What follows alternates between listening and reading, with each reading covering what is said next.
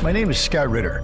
In the first episode, I told you how Volodymyr Zelensky came to power, who he really is, and who recruited him. Everyone knows that agents are given tasks. Zelensky is no exception. However, in his case, it's more like obligations, debts that cannot be ignored, like a deal with the devil. Over the course of 4 years of presidency, he has accomplished or brought to fruition at least 10 important tasks. Each of them, to varying degrees, has contributed to the destruction of Ukraine. Today, we'll examine all of them in detail.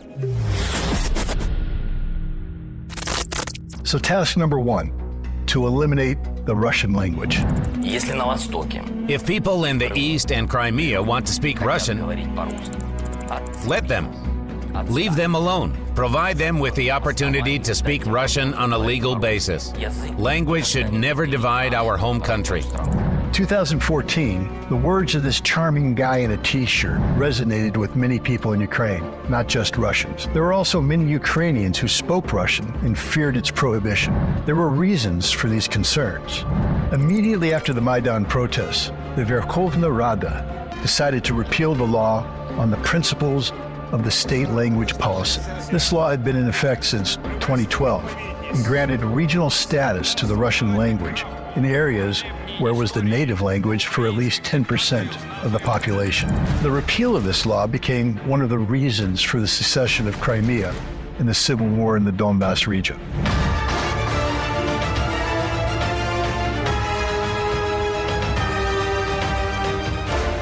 In the meantime, Zelensky himself had always spoken Russian and, most importantly, had defended it for many years until he became the president. In 2020, Zelensky made all schools in Ukraine Ukrainian language only. In my home country, the United States, documents and websites are created in 2 languages, English and Spanish. There are many Spanish language schools, and no one forces them to switch to English. This is fair and understandable. What's not understandable, why is English and not Russian the second language in Ukraine? Can you explain that to me? Are there many English, Americans, or Australians there? The greatest inconsistency in what Zelensky and the Kiev government say lies in the fact that after starting the civil war in 2014, while attempting to restrict and prohibit the use of the native language by the population of Donbas, they now say, we will unite all territories into one nation. However, what is happening in Donbas today is an attempt of the Western Ukrainians, Galatians, and those who are anti-Russian to carry out ethnic cleansing. This presents a real problem, and this aspect is often silenced in the West. Not only is it being silenced down, the West also supports it, and Zelensky is happy to do his best. Since January 2021, the entire service sector in the country has been switched to Ukrainian. You know, Zelensky once named Ukraine the center and heart of Europe. It seems to me that he got it wrong with the organs. It is heartless to violate the rights of 12.5 million of his own citizens. In the summer of 2021, the Constitutional Court of the country upheld the law on the Ukrainian language. Violations of this law are subject to fines. How could one hate his own people so much as to punish them for their native language? But take a look at this video. President Zelensky is pretending hard and diligently that he has forgotten Russian. Далее гуманитарная катастрофа однозначно внутри, в городе, потому что заехать продукты питания,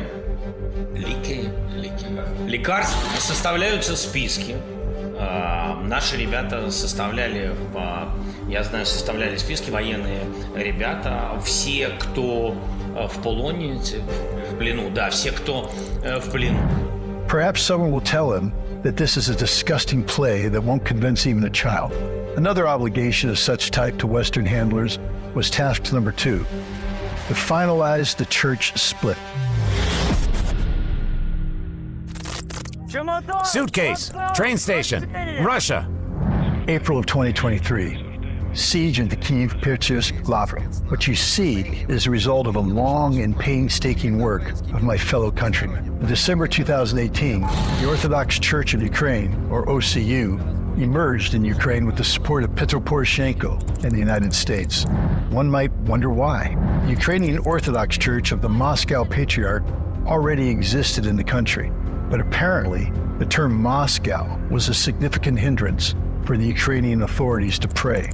That's why they created their own church with blackjack and their own tomos. In 2019, the OCU received a decree from the Ecumenical Patriarch of Constantinople, granting them autocephaly, that is, the independence from the Russian Orthodox Church. It formally remained part of the Russian Orthodox Church. Except for that formality, everything that Kiev possibly could have asked for was granted by Moscow. The tomos issued from Constantinople is a very different thing entirely. Supposed autocephaly, but under the control of Constantinople. That almost every detail of church life within the so-called schismatic church must be approved by Patriarch Bartholomew, who of course himself is then under the control of the State Department and the CIA. The head of the OCU, Serhiy Epiphanius Dominko, started receiving frequent visits from American guests. In 2019, William Taylor, charged the affairs to Ukraine, came to meet him. And in January 2020, former CIA Director and U.S. Secretary of State Mike Pompeo paid a visit. The purpose of this visit will be revealed by him a bit later. I made sure the U.S. supported international recognition of the Orthodox Church of Ukraine, helped the Metropolitan escape Russian influence. Epiphanius awarded Mike Pompeo with a medal for this. Then there were meetings with Kurt Volker, the former U.S. Special Envoy for Ukraine. After that, there was a meeting with U.S. Secretary of State Antony Blinken. The meeting's schedule resembled that of a foreign affairs minister. Americans used Zelensky to complete the division of Ukrainian Orthodox believers into the right and wrong factions. The right ones attended the sanctuaries of the new church, while with the assistance of the Ukrainian authorities, they seized temples from the canonical church and expelled the priests. Finally, the situation escalated to the Kiev-Pechersky Lavra. As far as I know, it is one of the most important and ancient Orthodox shrines, dating back over 1,000 years. Unfortunately, the Kiev-Pechersky Lavra was under the administration of monks from the Canonical Orthodox Church of the Moscow Patriarchate. The Ministry of Culture of Ukraine decided it was heresy and terminated the lease agreement with the monastery. Security forces and nationalists besieged the walls of the Lavra.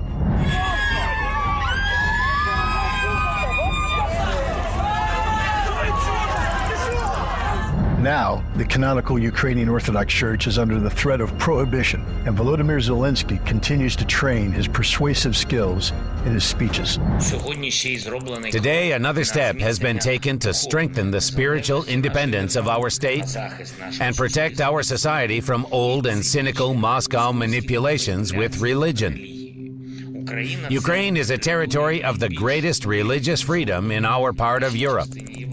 It's been very successful in creating, I would say, kind of a fake Ukrainian, artificial Ukrainian identity that is hostile to Russia, that defines itself in opposition to a Russian identity. It grew somewhat during the Soviet time, but really has taken advantage of the last period since 1991, since Ukraine became an independent state. In this substitution of Ukrainians' identity, common roots are being torn apart, and common shrines are being violated. The great victory over the Nazis in 1941-1945 had always united this nation. Even Volodymyr Zelensky recalled it not long ago. You know, my grandfather, Simeon's brothers, and their families were killed by the Nazis. At that time, my grandfather was at the front. In the end, he endured the entire war and returned as a victor. Volodymyr Zelensky's grandfather, Semyon Ivanovich, commanded a mortar platoon during the Great Patriotic War.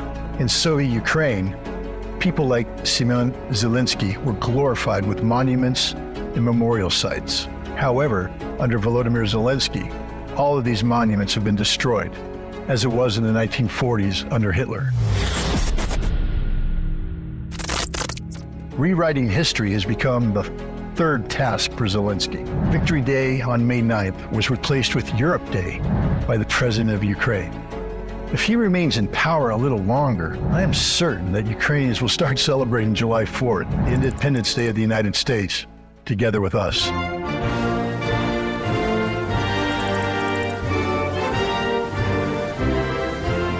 I I've witnessed how everything Russian is being canceled in the West with the start of the special operation.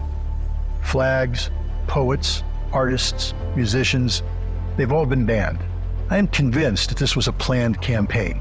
The same thing happened in Ukraine, and it became another tool of division. I want to remove Lenin and instead put someone who will be admired by everyone in the country. It's called literary characters, definitely not politicians. What's stopping you? Bulgakov? Ukrainian? Ukrainian. If you want to rub it into your neighbor, put up Gogol. Gogol, Bulgakov. Under President Zelensky, Bulgakov was officially labeled as Russophobic, and his memorial plaque was removed from the wall of a university in Kyiv. Writer Nikolai Ostrovsky, who apparently came from Ukraine, didn't satisfy him either. Scientist Mikhail Lomonosov, writer Maxim Gorky, and finally, Alexander Pushkin. The great writer was the one who offended Ukrainian authorities the most. But what about freedom of speech and the media? It was precisely this issue that the head of MI6 discussed with Zelensky during their face-to-face meeting in London. There, Zelensky was given task number 4. I personally stand for freedom of speech, and you know that very well. I will never in my life shut down any channels. I don't have the right. I don't have the authority. Just a year and a half later, with full belief in the circumstances presented, following the teachings of Stanislavski, he made the following statement. This trio of channels contain talking armies that deceived and brainwashed you very professionally. On February 3rd, 2021, 3 Ukrainian television channels, ZIK, News 1, and 112 Ukraine, were shut down. The decision was made by the National Security and Defense Council under Zelensky's order, of course. There is currently no threat to freedom of speech or media business in Ukraine. I will repeat those words. There is no threat to freedom of speech. This was said on the day when 3 television channels were shut down. A year later, Zelensky fulfilled another obligation. Let's call it task number 5. He banned the opposition. Certain political parties' activities are suspended at the time of martial law.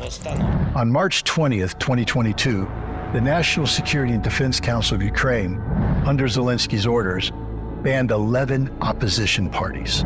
No one in Ukraine objected to the funeral of freedom of speech. Those who could have objected were either killed, arrested, or fled the country. We were told that under Zelensky, dollar would cost 45. There would be chaos in Ukraine, there would be war. But none of this happened.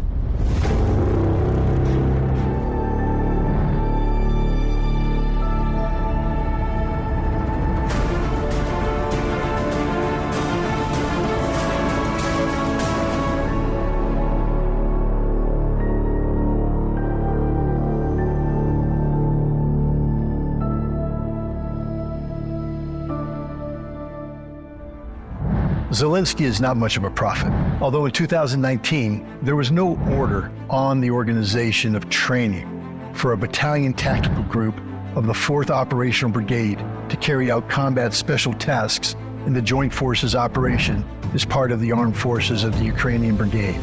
This is a secret document confirming Ukraine's preparation for an attack on Donbass in March 2022. Evidence can be found in other documents as well, including the new military strategy approved by Zelensky after the meeting at MI6, which we discussed in the first episode. We see words from Oxford Dictionary and a term existential threat, never used before. Also, for the first time ever, we see in this document the use of population as a human shield. The document stated that Ukraine should prepare for active offensive actions to liberate Donbass. It was clear that the war till the last Ukrainian was being planned.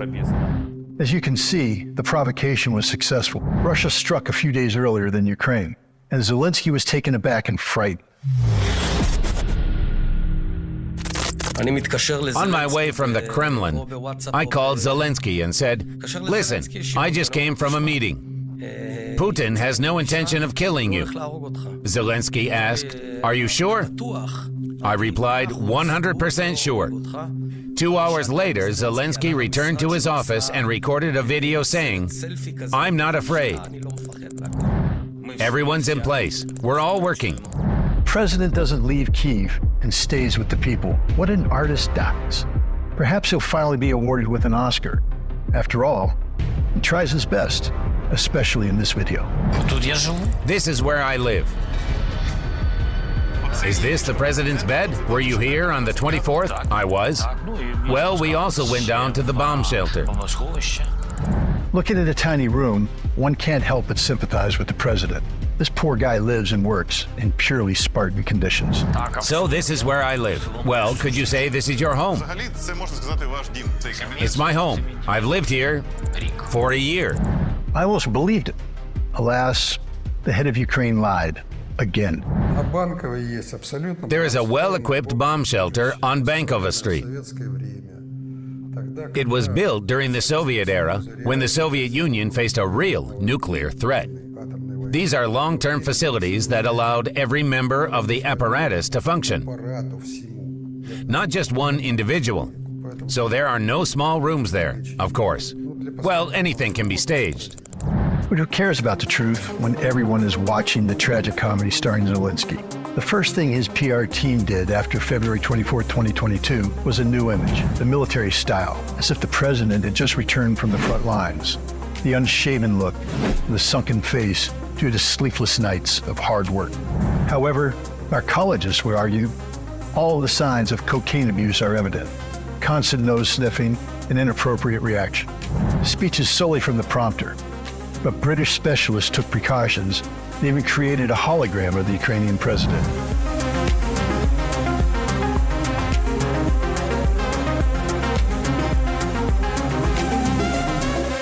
All of these technological possibilities can change public life.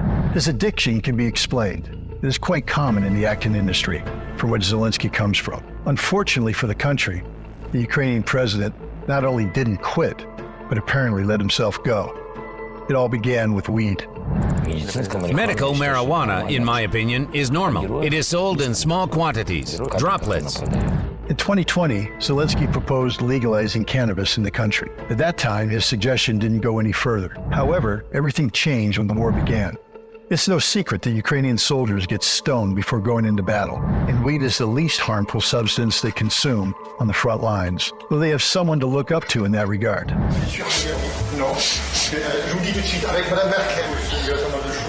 This is very pleasing to American and British intelligence agencies. It would be a sin not to take advantage of a drug-addicted president for their own purposes. He is completely manageable. I suppose that Western handlers supply him with the purest drugs. It brings to mind the Opium Wars when England, in order to advance its interests, addicted almost the entire Chinese elite to drugs. I cannot speak for all of Zelensky's inner circle, but he himself alone was enough to accomplish what would never work with a sober person. For example, turning the country into an experimental playground and convincing others that it was great. We are interested in testing modern systems in the fight against the enemy, and we are inviting arms manufacturers to test their new products here. So I think for our partners in Poland, in the United States, France, or Germany, it's a good chance to test their equipment. The sixth goal Zelensky was tasked with was to turn Ukraine into a testing ground, not only for weapons, but also for experiments on people. In 2005, the Defense Threat Reduction Agency, or DTRA, was established in the country. It is a pet project of the U.S. Department of Defense, and one of its tasks is to study biological threats, including deadly viruses and bacteria. Since 2005, the American side has been involved in modifying Ukrainian laboratories, selecting and training personnel, and gradually advancing its interests, goals, and tasks in the research field. They are approaching the old Soviet developments.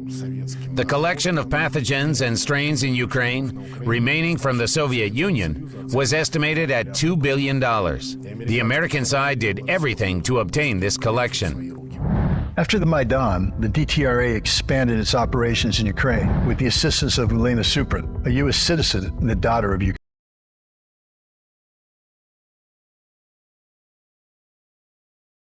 all biolaboratories in the country to Americans, and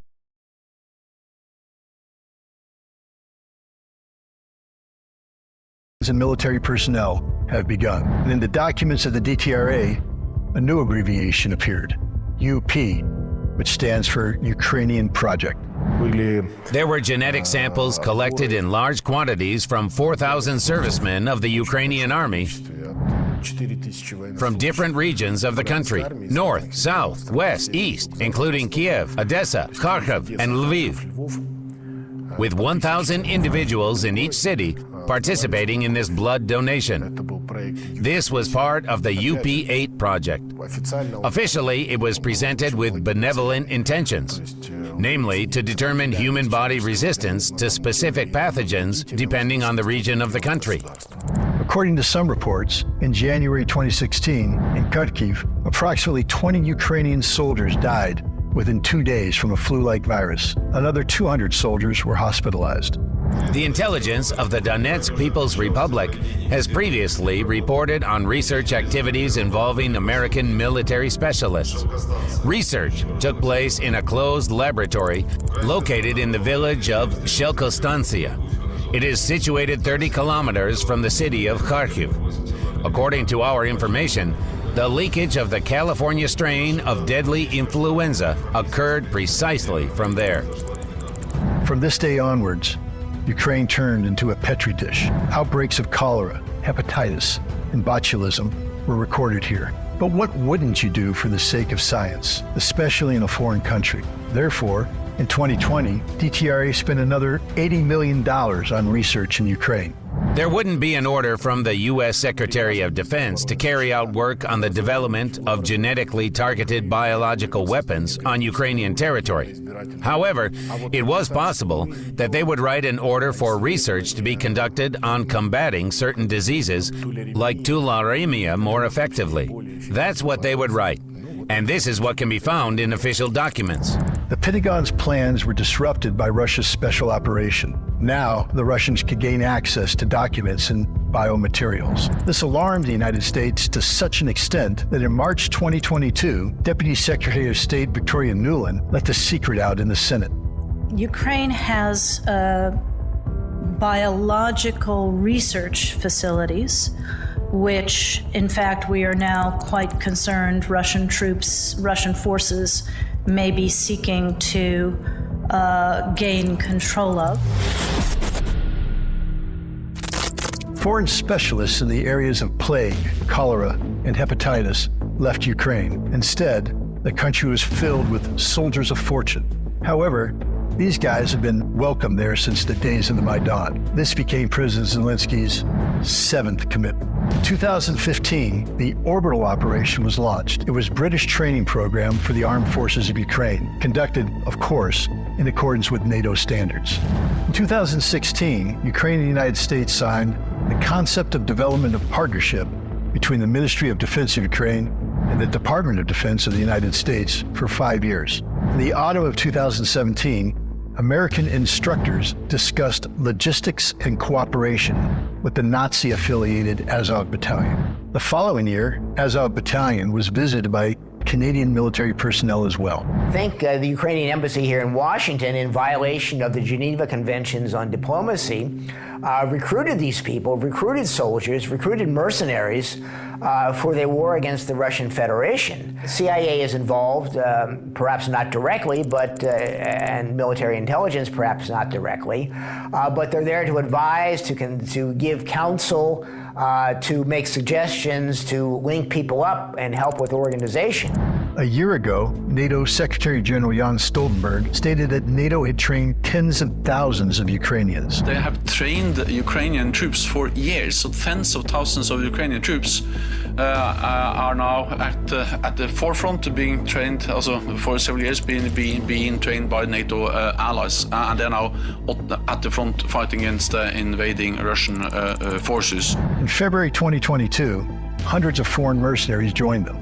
Among them was the communist and anti-fascist John McIntyre, who served in the U.S. military, like myself. He arrived in Ukraine with the sole purpose of gathering evidence of crimes committed by the armed forces of Ukraine and sharing it with the world. Throughout this time, John risked his life, as he could be exposed at any moment. A year later, he managed to escape to Russia.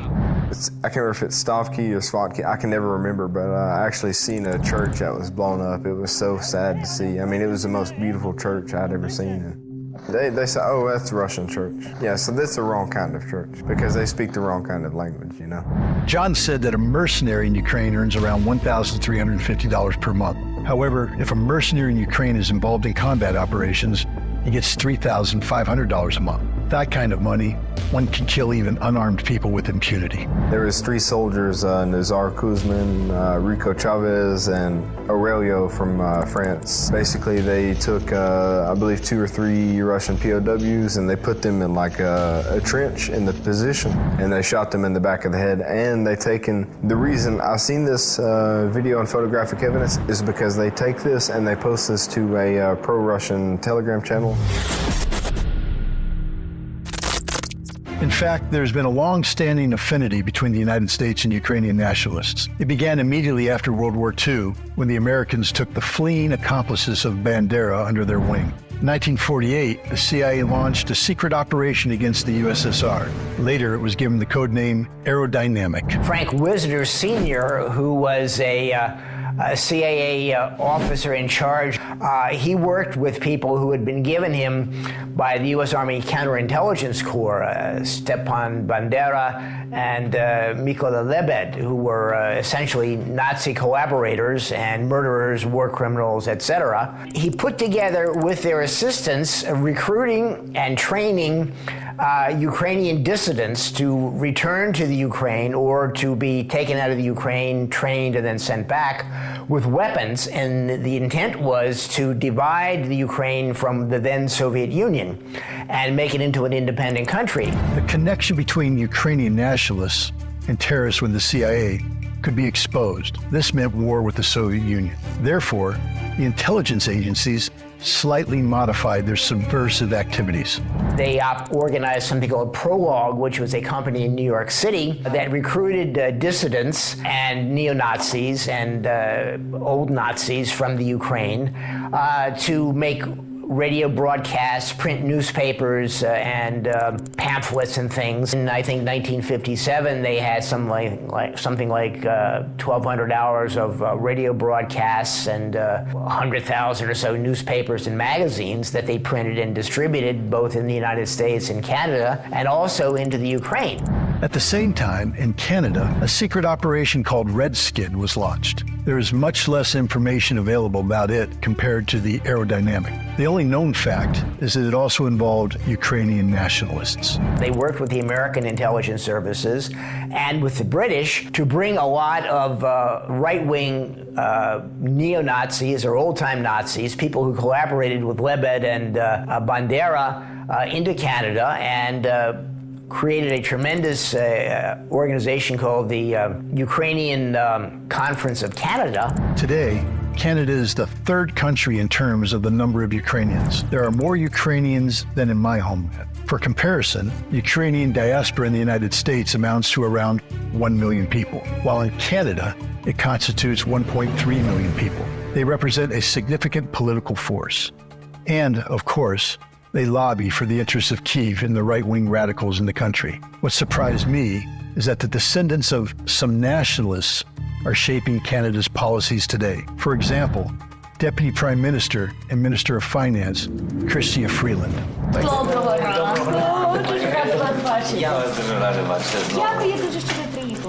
Her much-loved grandfather, Mikhailo Komiak, worked as the editor-in-chief of a Nazi newspaper, Krakauer Nachrichten, Krakow News, in Poland. Historical figure of the 20th century. That's how this newspaper referred to Adolf Hitler. Its readers were convinced that the population of Galicia was ready to fight and die for a wholly unjust cause designed by you-know-who.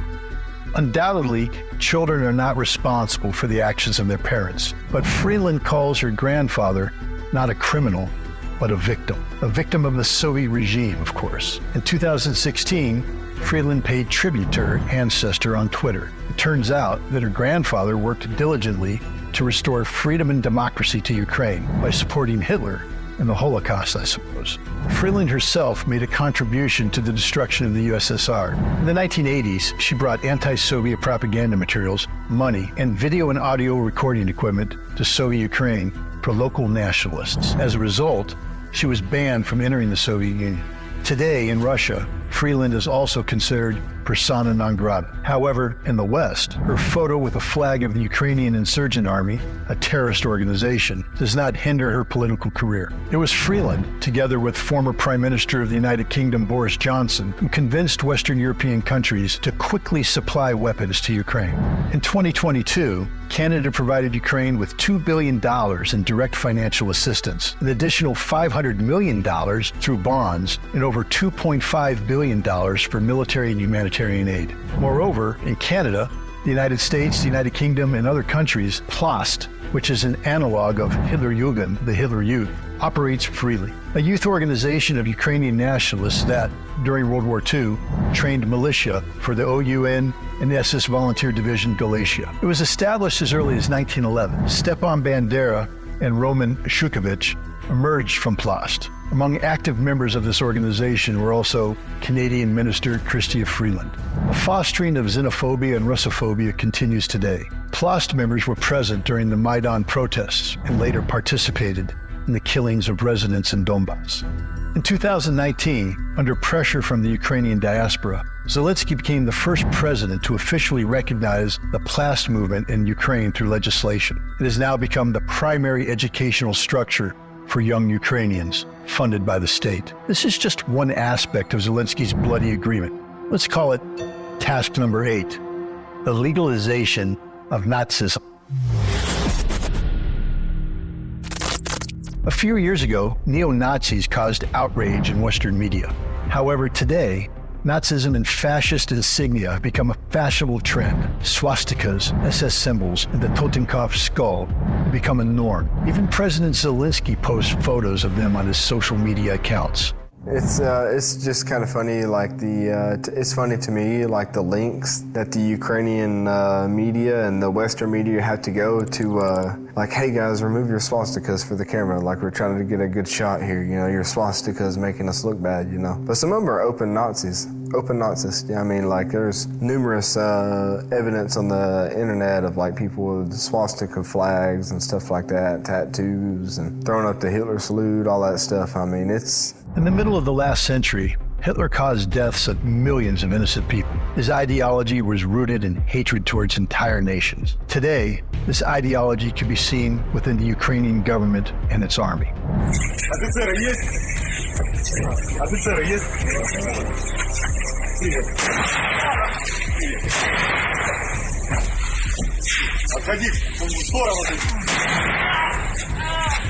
Basically, you know, you have this culture of like Stepan Bandera and like, oh, Hitler was good and so on and so forth. I've asked him like, okay, you know, you're fighting side by side by all these Polish guys, you know, like you genocide like, you know, 100,000 Polish and Jewish, you know, why are you Nazistic, you know? And they say, oh, well, this was war, this was way back.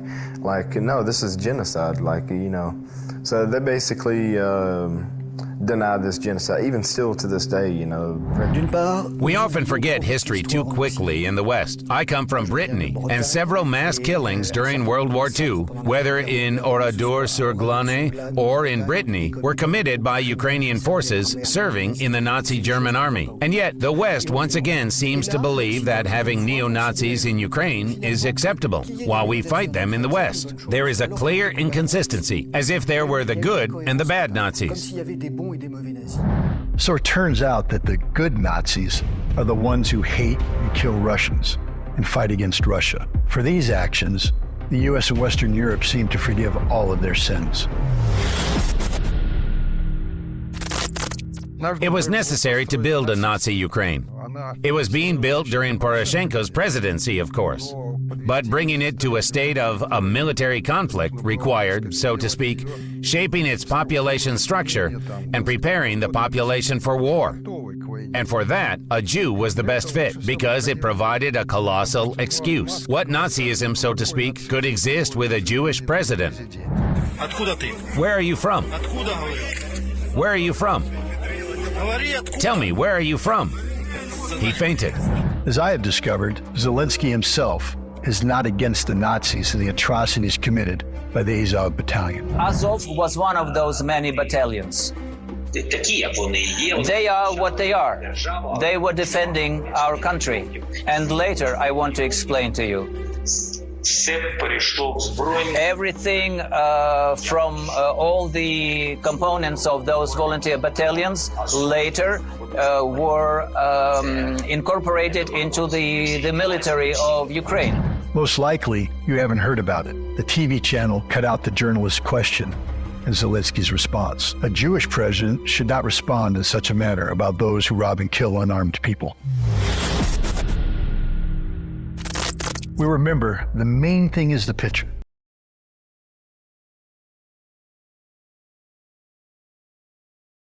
And the supplied weapons. They want to offset the expense. Zelensky's ninth task. Fertile lands represent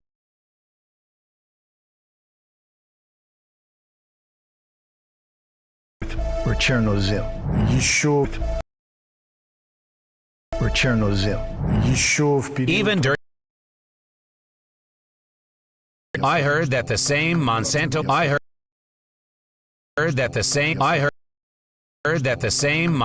Corporation set its sights on the entire south of Ukraine. Its sights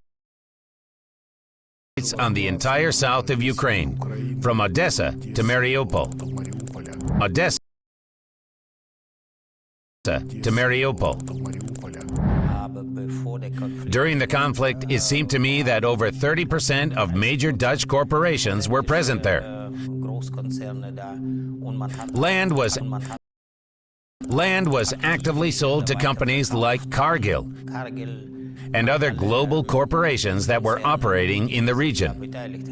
For example, Cargill's revenue in 2022 amounted to $165 billion. The GDP of Ukraine as a whole in 2021, before the war, amounted to approximately $200 billion. Until 2021, there was a moratorium on the sale of land in Ukraine. It was extended 10 times during that period, and land was leased out. However, Zelensky urgently needed loans. The IMF offered money in exchange for lifting the moratorium. Ukrainians were afraid that foreigners would start buying up land. In November 2019, the president, perhaps still in the role of the righteous screen character Goloborodko, hurried to reassure the people. Foreigners and companies with foreign founders will be able to purchase Ukrainian land only if the consent of the Ukrainian people is granted through an all-Ukrainian referendum. Spoiler, there was no referendum. In July 2021, the moratorium on the sale of land was lifted. Yes, foreigners do not have a formal right to buy land, but there is a loophole. Technically, Ukrainian companies under foreign control can make purchases. In our country, this is called a straw man.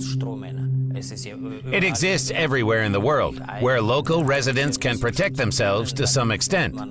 In such cases, a fictitious person, a straw man, is employed, and you act as you please. In February 2018, the Institute of Agricultural Economics assessed Ukrainian land. It